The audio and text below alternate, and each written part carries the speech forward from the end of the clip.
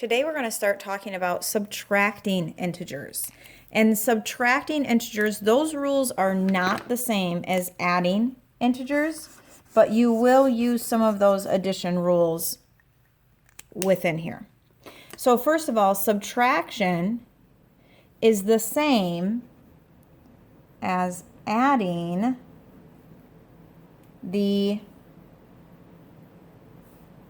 I'm going to put it over here, as adding the opposite.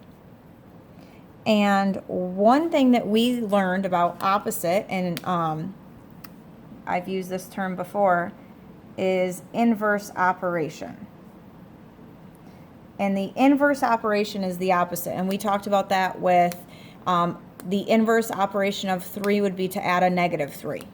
So inverse operation is the same thing as the opposite. So subtraction is adding the opposite.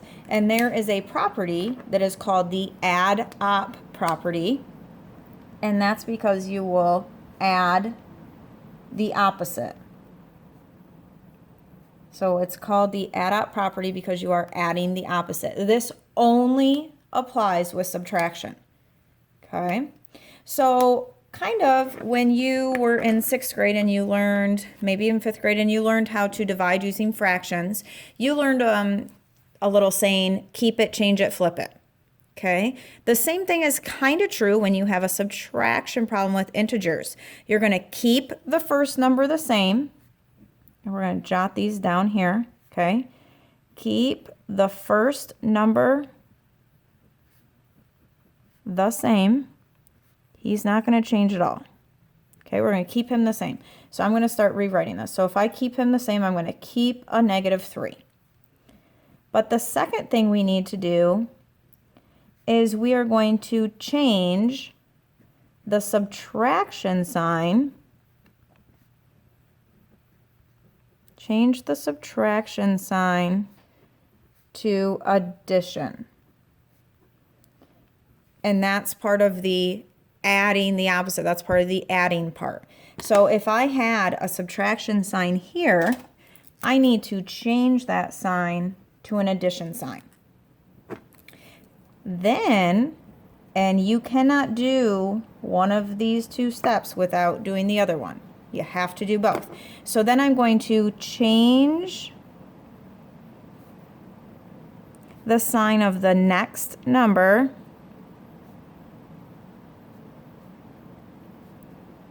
to its opposite or inverse, okay, to its opposite, and that's the op part, the add the opposite, the add op property, okay? So right now this says negative 3 minus 7, so that 7 was a positive 7. The opposite of a positive 7 or inverse of positive 7 is negative 7. Now that we've made it to this point, now we're going to follow addition rules with integers.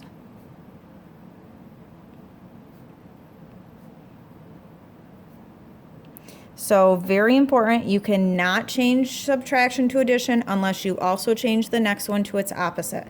So now my rule says I have two negative numbers, they are the same, I can put them together, I add them, 3 plus 7 is 10, but because they're both negative, I have to reattach my negative sign. Reattach that negative sign. All right, let's look at this one. I'm going to keep my first number the same. I'm going to change subtraction to addition. I'm going to change the sign of the next number to its opposite. So it was a negative 9, it becomes a positive 9. So add op. Now I follow my addition rules. I have two positive numbers.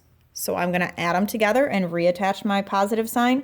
But remember, if it's positive, we don't need to write that positive sign. We can just write the digit itself, and it's understood to be positive. All right, let's try this next one. I have a negative 5 minus 8, so I'm going to leave my first one alone. He doesn't change. Going to change my subtraction to addition and my 8 to its opposite. So again, we did add op. So now I have two negative numbers, and my rules for that say that I can add them together because they're the same. 5 plus 8 is 13. I just need to reattach that negative sign. Now what I'd like you to do is pause this video and try these next 3 and see how you do, and then start the video back up and check your work. All right, so I'm going to keep my 4 the same, change subtraction to addition, and change a negative 12 to its opposite, which gives me positive 12. They're both positive numbers, so I can add them together. 4 plus 12 gives me 16, and my answer should be positive.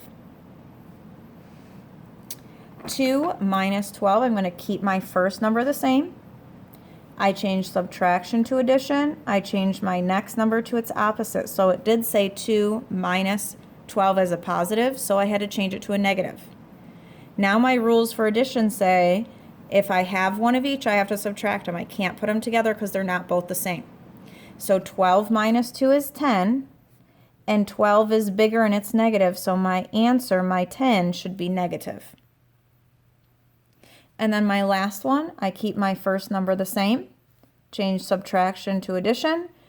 4 minus, that was a positive 5, so I need to change it to its opposite, which is a negative 5. Now my rule says I have one of each. I cannot add them. I can't put them together because they're not the same, so I have to subtract. 5 minus 4 is 1. 5 is bigger and it's negative, so my 1 needs to be a negative 1. I hope you were able to get those last couple correct on your own, and we will continue to practice with this. Please make sure you have these rules written down because it's going to be really important for you to use those in the future going forward.